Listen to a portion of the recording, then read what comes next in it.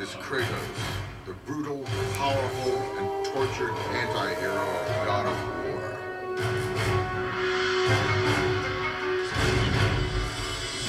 His journey begins as a mortal Spartan captain, feared by his enemies for his ruthless tactics and cunning strategy. This village! Burn it to the ground! But he will confront his biggest opponent yet, his own guilt over an unspeakable act of savagery.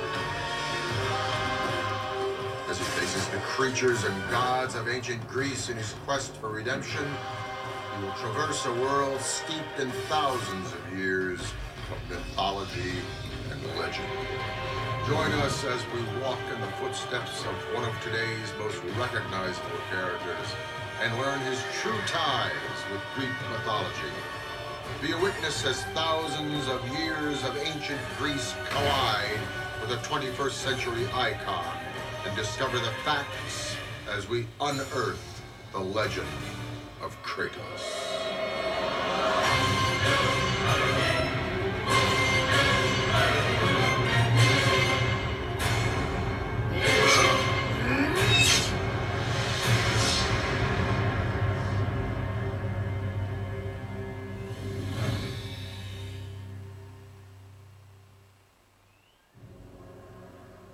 Ancient Greece, the birthplace of Western ideology and culture.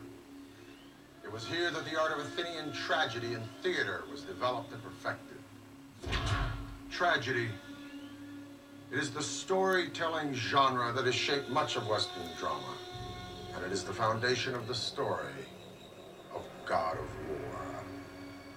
One of the main features of a Greek tragedy is that it contains a tragic hero.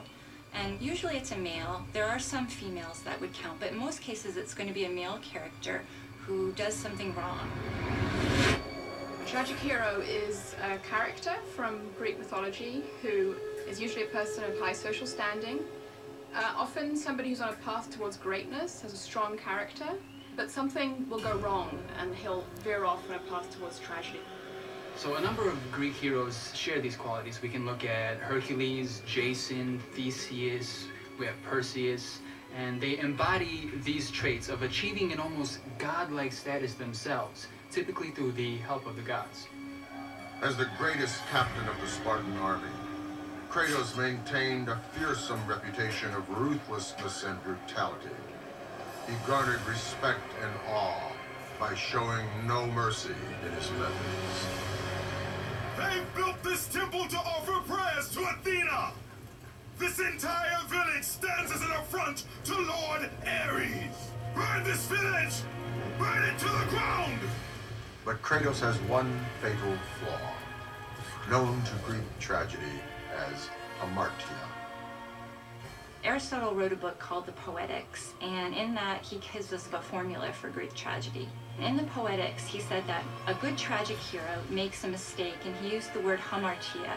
The idea of hamartia is that a character will, sometimes through no fault of his own, will make a mistake or some kind of error in judgment, which leads to a tragic downfall. The tragic hero has a flaw running through him, some moral blind spot that prevents him from recognizing his own fallibility, his own weakness. So as he tries to accomplish great things, sooner or later he's going to misfire and create a terrible disaster. The thing that really leads to Kratos' downfall is his need for victory. He wants to be the best on the battlefield, and he's going to do whatever it takes. I think it's actually more of a contemporary tale than it is classical in that how much will you sacrifice? I think the theme was how much will you sacrifice to get what you want, and he ultimately sacrifices his family. Where the barbarian king's about to defeat him, and he signs a pact with Ares at that point, and you're not really concerned about anything else except for having the barbarian king's head for himself. Ares! Destroy my enemies, and my life is yours.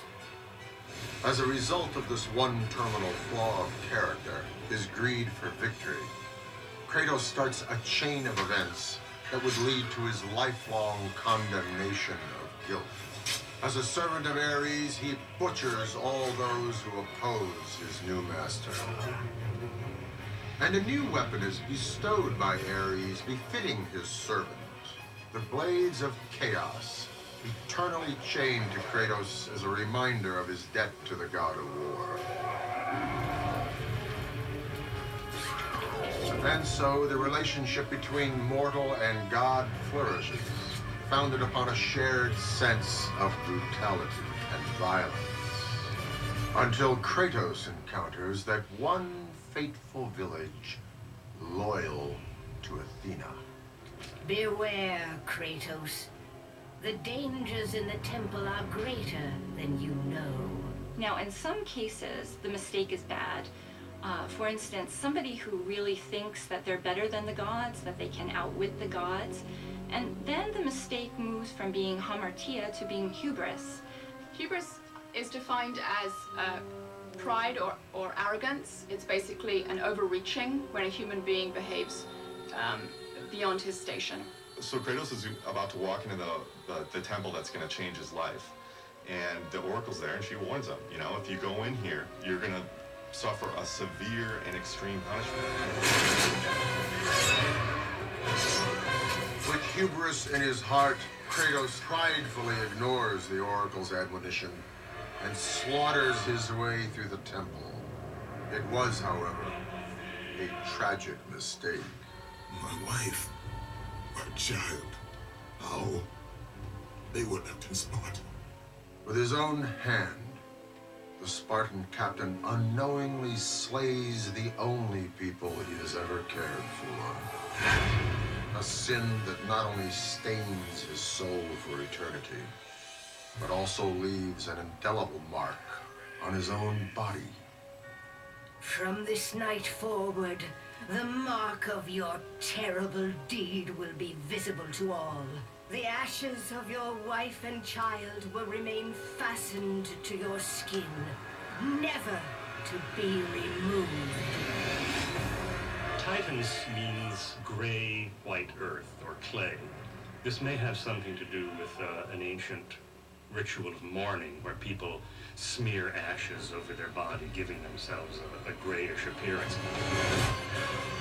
His skin whitened by the ashes of his guilt, Kratos would be known forevermore as the ghost of Sparta.